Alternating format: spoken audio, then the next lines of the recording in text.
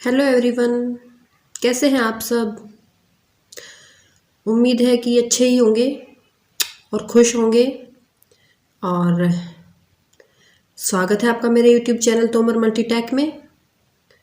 Please like comment कर दीजिएगा, subscribe भी कर दीजिएगा और अगर अच्छे लगे तो कमेंट करिएगा प्लीज़। पहली वीडियो में मैं आपको लैंग्वेज अक्रॉस करिकुलम जो कि बीएड सेकेंड ईयर का है करवा चुकी हूँ, स्टार्ट करवा चुकी हूँ मैं। उसमें आपको मैंने इंट्रोडक्शन एंड मीनिंग डेफिनेशन बताया था। इस वीडियो में हम ये पढ़ेंगे forms and modes of LAC language. थोड़ा सा रिपीट कर देती हूँ। देखो, इंट्रोडक्शन में हम ये लिख सकते हैं कि जैसे जब बच्चा जन्म लेता है तो वो बैबलिंग स्टार्ट करता है, हाँ ना माँ पा चा कुछ भी बोलता है, कुछ भी बोलता है, स्टार्टिंग कर देता है। फिर वो एक सिंगल वर्ड बोलता है जैसे कि मम्मी पापा, इस तरह से बोलता है। फिर वो जब वो थोड़ा सा और बड़ा हो जाता है वो मतलब एक सेंटेंस बोलने लगता है, मैं खाना खा रहा हूँ, मम्मी मुझे खाना दे दो, या मैं खेलने जा रहा हूँ, इस तरह से। फिर वो जब एक स्कूल में जाना स्टार्ट कर देता है तो उसके न्यू फ्रेंड्स बनते हैं, वहाँ से वो नई नई लैंग्वेज सीखता है, उनकी कल्चर सीखता है, उनके अपने फैक्ट्स और शेयर, सब कुछ फैक्ट शेयर करता है कि मैंने आज वहाँ पे खेला था, मैंने ऐसे किया, मैंने ऐसे किया। तो सबसे जो मेन रोल होता है वो होता है लैंग्वेज का, भाषा का सबसे बड़ा मेन रोल जो होता है। तो मतलब हम उसको किस तरह से, किस वे में दूसरे बंदे को समझा सकते हैं। तो ये हमारा इंट्रोडक्शन में फॉर्म्स, यानी कि उसके फॉर्म कितने फॉर्म में हो सकता है। जो लैंग्वेज अक्रॉस करिकुलम है उसके फॉर्म कितने हो सकते हैं? उसके फॉर्म दो ही हो सकते हैं। एक तो वर्बल, यानी कि हम बोल के बताएं, और एक होता है नॉन वर्बल, यानी कि हम किसी की आंखों से या किसी की मतलब उसके साइन करे, वो उसके आई कांटेक्ट से हम समझ जाते हैं। कई बार हम कहते हैं ना आंखों आंखों में समझ जाते हैं, तो वो इस तरह से आई कांटेक्ट से समझ जाना, या कि वो किस पोजीशन में खड़ा है उससे भी हम समझ जाते हैं। तो वर्बल और नॉन वर्बल में यही होता है कि वर्बल में तो आ जाता है ओरल, यानी कि बोल के बताना, और ओरल में फिर रीडिंग आ जाता है, लिसनिंग आ जाता है, ये आ जाता है, रीडिंग और लिसनिंग आ जाता है, यानी कि पढ़ना या फिर सुनना। इस रीडिंग में लाउड रीडिंग भी हो सकती है और स्लो रीडिंग भी हो सकती है।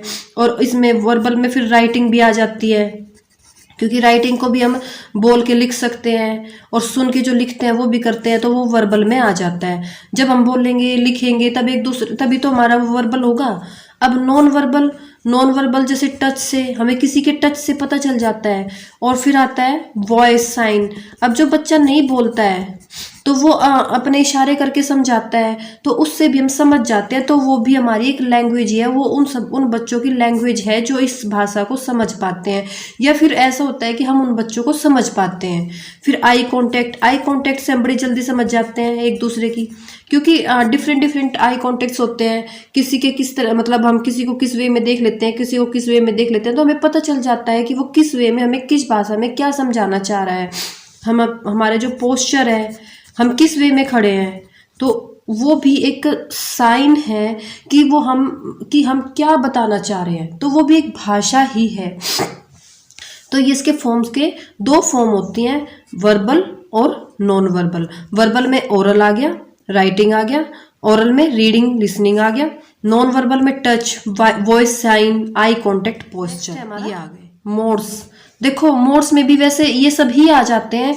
और फॉर्म्स, टाइप्स और मोड्स, ये वैसे एक ही चीज है, हम लिख सकते हैं। लेकिन फिर भी फॉर्म्स में जैसे हमने सिर्फ दो दे दिए। मोड्स जैसे लिसनिंग हो गया, लिसनिंग में क्या आ जाता है, स्पीकिंग, बोलना। लिसनिंग में स्पीकिंग भी आ जाता है। फिर रीडिंग, राइटिंग, रीडिंग में क्या आ जाता है, राइटिंग आ जाता है। व्यूइंग, यानी कि किसी चीज को देखना। जब कोई साइन करके हमें समझा रहा होता है तो हम उसको देख के जो भी अपने विचार प्रकट करते हैं, अपने आइडियाज बनाते हैं, तो वो हमारा व्यूइंग में आ जाता है। फिर होता है शेपिंग, यानी कि जो हमने जो जो मतलब जैसे ये होता है ना कि हम किसी बंदे को देख रहे हैं और उसके थ्रू जो हमारे मन में आइडियाज आ रहे हैं उनको एक शेप दे देना। तो व्यूइंग के बाद हमारा, यानी कि एक शेप दे दी किसी को, उस आइडिया को, और फिर हम उसको बोलें। Shaping, watching,